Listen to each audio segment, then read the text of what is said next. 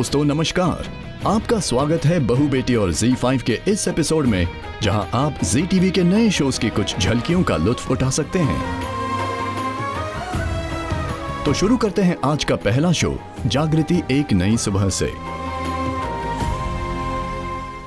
जागृति एक नई सुबह में जग्गू IPS ऑफिसर बनना चाहती है और इसके लिए तैयारी भी कर रही थी, लेकिन उसकी इस ख्वाहिश पर कालीकांत ठाकुर पानी फेर देता है।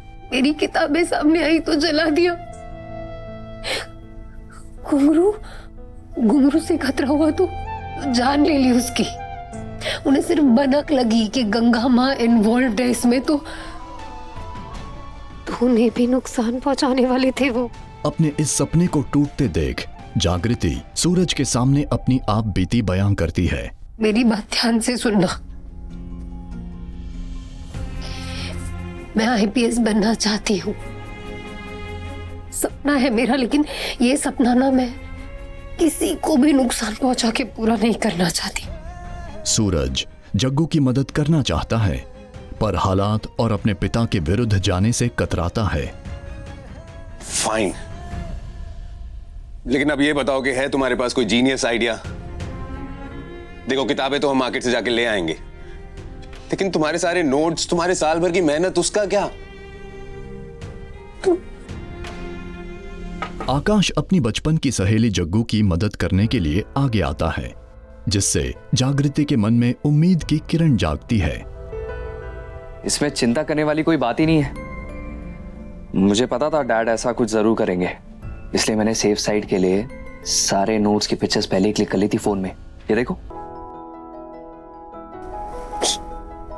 ये सब तुमने मेरे लिए किया? आकाश जागृति को दिल ही दिल पसंद करता है। उसका साथ उसे हर वक्त हर पल लुभावना लगता है। थैंक यू आकाश। इसीलिए वो जग्गू की हर बात को अपना कर्म समझकर उसे पूरा करने की कोशिश करता है। अपनी मेहनत और सच्चाई से तुम्हारा भरोसा फिर से जीतूंगा जागृति। देखना, तुमने जैसे आज थैंक यू कहा है, एक दिन माफ भी कर दोगी मुझे। अब बस ना, मुझे जाकर अपनी सारी किताबें दोबारा लानी होगी। हाँ, हम चलेंगे ना। कल सुबह सबसे पहले यही काम करेंगे।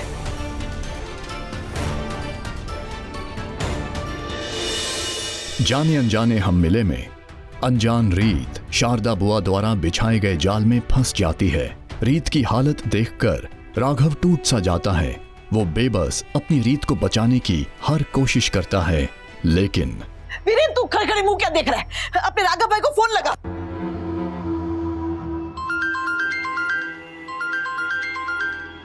हेलो राघव, मेरी आवाज आ रही है? कुछ बोल राघव। हाँ बोलो। हमें छोड़ चली गई, रीत इस दुनिया में नहीं थी। कुछ देर के लिए मानो राघव उम्मीद छोड़ ही देता है कि तभी मानो चमत्कार सा हो जाता है। राघव, रीत की उंगली हिल रही है। इसकी बॉडी का टेम्परेचर बहुत ज्यादा है, हमें कम करना होगा। तुम जाओ, आइस लेकर आओ। आइस? हाँ। रीत की बॉडी में हलचल महसूस होती है। राघव रीत को बचाने की हर वो कोशिश करता है जिससे उसके जिस्म में गर्मी का संतुलन बना रहे।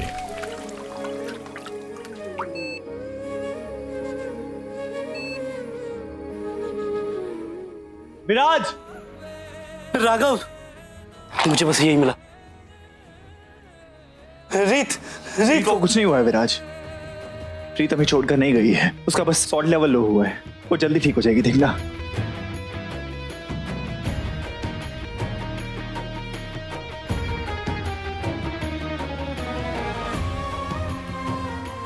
रीत के होश में आते ही राघव चैन की सांस लेता है। थैंक गॉड तुम्हें होश आ गया। अपनी शेरनी की तारीफ करते हुए उसका थोड़ा मजाक भी उड़ाता है। इसको पिलाने से उसका सॉल्ट लेवल ठीक हो जाएगा। क्या तुम प्लीज ये पी सकती हो? वरना तुम्हें हॉस्पिटल ले जाना पड़ेगा, और तुम्हें इंजेक्शन से डर लगता है ना? देख रही हो विराज, तुम्हारी दोस्त शेर से भी लड़ सकती है, लेकिन इसे इंजेक्शन से डर लगता है।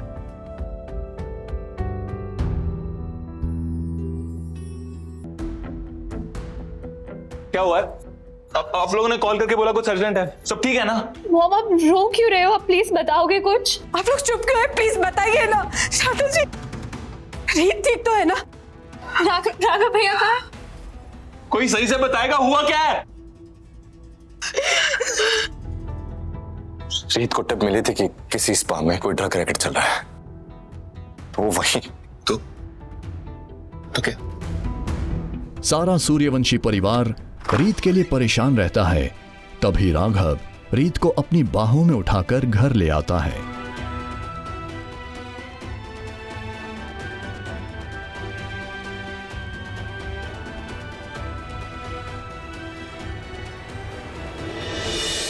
जमाई नंबर 1 धारावाहिक में रिद्धि और नील के बीच कंचन चोटवानी को लेकर चल रहा संघर्ष अब भी जारी है। अगर अभी रिद्धि को कुछ बताऊंगा तो ये यही कहेगी कि सासू माम तो मंजरी की देखभाल के लिए क्या क्या ध्यान में रखना है इसकी इंफॉर्मेशन निकाल रही होंगी। मंजरी को सासू माम से बचाना मेरा काम है। वो सासू माम के साथ बिल्कुल भी सेफ नहीं है। और इसी को अच्छी तरह से संभालने नील बीच का रास्ता निकालता है। रिद्धि, वो मैं क्या सोच रहा था ना कि तुम सासू माम के बिना नहीं रह सकती, मतलब उन्हें अकेला नहीं छोड़ सकती, और मैं भी अपने आई बाबा को अकेला नहीं छोड़ सकता। और अगर हम दोनों अलग हो गए तो घर वालों को बहुत टेंशन हो जाएगी। तो क्यों ना हम एक काम करें, जैसे हम लोग सब साथ में पहले रहते थे वैसे ही दोबारा पूरा परिवार मिलके साथ में रहे तो। रिद्धि नील के प्लान पर अपनी हामी भरती है और उसका साथ देने के लिए राजी भी होती है। पता नील, मैं जब से यहाँ पे आई हूँ ना, मैं यही सोच रही हूँ कि कैसे करके सबको एक साथ लेकर आऊं। मैं ये करके रहूंगी, मैं अंकल आंटी को वापस ला कर रहूंगी। हम फिर से सब इकट्ठे मिलजुल कर रहेंगे, like one big happiest family. तुम अकेले नहीं, हम दोनों मिलकर ऐसा करेंगे। डील? डन। क्या? दूसरी ओर नील के माता पिता अपनी बहू और बेटे को उनकी वजह से हो रही परेशानी पर अपना दुख व्यक्त करते हैं। लेकिन कुछ भी गौ सुमति, हमारी वजह से नील और रिद्धि को परेशानी तो हो रही है। अब परेशानी हो तो रही है, लेकिन हम कर भी क्या सकते। इतने में बहू रिद्धि और बेटे नील को वापस आए देख नील की माँ चौंक जाती है। अरे बेटा, सब ठीक तो है ना? कंचन जी वहाँ ठीक है ना? तबीयत ठीक है ना बेटा? मम्मी अब ठीक है। क्या ठीक है? तू यहाँ क्या कर रही है? 3-4 दिन रुकना चाहिए ना घर पे। कंचन जी को ठीक लगता है ना? रिद्धि अपनी सासू माँ को अपने घर पर एक साथ रहने का न्योता देती है। जो मम्मी के साथ हुआ, ऐसी सिचुएशन वापस हो सकती है। जो आज हो वो कल फिर से हो सकता है। तो इसका सिर्फ एक ही सोल्यूशन है कि आप दोनों भी मेरे साथ चलिए। नील के माता पिता बहू रिद्धि की बातें सुनकर थोड़े झिझक जाते हैं। मतलब फिर से तुम्हारे घर पे? हाँ जी, हम सब साथ मिलके रहेंगे, like one big happy family. और अगर कोई प्रॉब्लम भी हुई ना तो हम साथ मिलके सॉल्व कर लेंगे। चलिए ना। रिद्धि बेटा, तुम्हारी भावना हम समझ सकते हैं, लेकिन अब हमारा वहां रहना सही नहीं होगा बेटा। अरे सही गलत छोड़िए और यहाँ साइन कीजिए। लेकिन इतने में रिद्धि की नानी वहां आकर उनकी झिझक को आसान करने की कोशिश करती है। Rent agreement? हाँ, रेंट एग्रीमेंट। अरे आपकी दिक्कत क्या है कि आप हमारे समधी हैं तो हमारे साथ नहीं रह सकते। तो समधी बनकर नहीं, हमारे किराएदार बनकर रहिए हमारे साथ। देखिए, आप किराया यहाँ भी दे रहे हैं तो वही किराया आप मुझे दे दीजिएगा, मेरे अकाउंट में डाल दीजिएगा। देखिए, पक्की सिंधियों में झूले लाल की कसम बिजनेस का कोई मौका नहीं छोड़ती।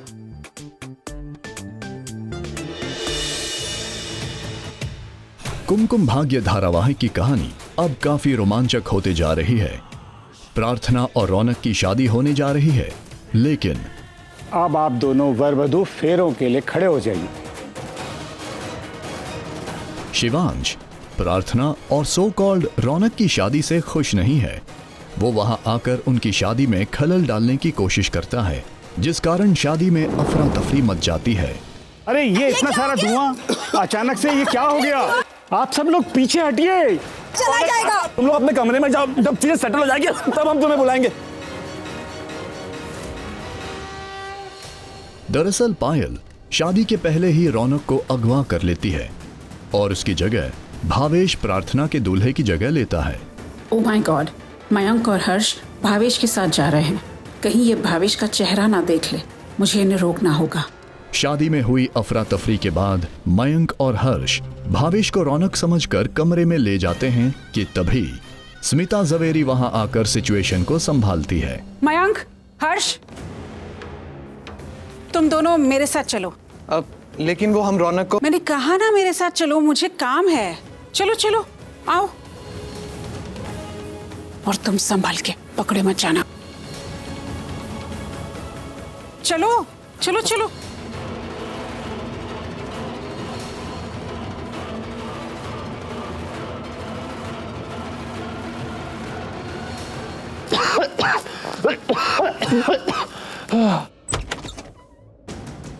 कोई आ रहा है। यस, सहरा डाल भावेश। शिवांश स्मिता जवेरी से बदला लेने और अपने मकसद को अंजाम तक पहुंचाने भावेश को रौनक समझकर बेहोश कर देता है। सो रौनक, तुम प्रार्थना से शादी करना चाहते हो, पर कभी कभी हम जो चाहते हैं वो हमें नहीं मिलता।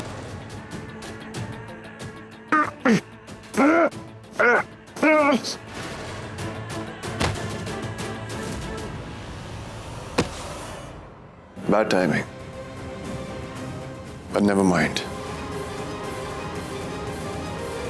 शिवांश प्रार्थना से शादी करने के लिए सेहरा बांध लेता है और प्रार्थना का दूल्हा बनकर उसकी जगह लेता है।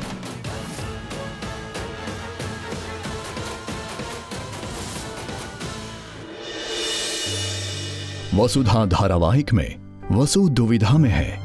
एक एड शूट के दौरान देवांश के साथ हुई शादी को एक तरफा सच मान चुकी है और झूठे मंगलसूत्र को पति का असली गहना मान चुकी है। इस मंगलसूत्र से हमारा रिश्ता एक तरफा है। इसकी असली हकदार अब आने वाली है, लेकिन देव सर और इस घर के प्रति हमारी जिम्मेदारी कभी कम ना होगी। देवांश के अचानक वहां आने से वसुधा चौंक जाती है। वसु, देव सर, आप यहाँ? तुम यहाँ इस वक्त क्या कर रही हो? मुझे पता है तुम ऐसे काम छोड़कर यहाँ नहीं बैठती। 5 मिनट सांस लेने बैठी थी।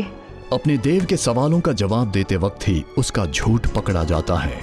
मैं दावे के साथ कह सकता हूँ कि तुम उदास हो। देवांश वसु को अपना अच्छा दोस्त मानता है और उसकी उदासी दूर करने का तरीका भी अच्छी तरह से जानता है। तुम्हारा ये दोस्त तुम्हारी उदासी के लिए भी दवा लेकर आया है। वसु के लिए लाए गजरे को उसकी बालों में सवार कर देव वसु के लबों पर मुस्कान लाता है और उसकी सराहना भी करता है। और तुम ऐसे हंसती हुई और अच्छी लगती हो, ऐसे ही हंसते रहा करो। वसुधा के साथ घट रहे ये लुभावना पल वसु के मन पर काफी गहरा छाप छोड़ता है। तो दूसरी ओर चंद्रिका सिंह चौहान अपने बेटे देव की शादी पक्की करने की तैयारी में जुट जाती है। मनोरमा जी, हमने कुछ तस्वीरें अलग करवाई थी, लेकिन अब तक हम कोई फैसला नहीं ले पाए हैं। वो क्या है ना, हमारे देव की शादी का मामला है, इसलिए हर फैसला हम सोच समझ के लेना चाहते हैं। देवांश जी ने उस दिन मैगजीन के कवर पे हाथ रख दिया था, शायद ये नियति का इशारा था। दिव्या बेटा, इसे संभाल कर रखो, हम देव से इसके बारे में बाद में बात करेंगे। जी मासा।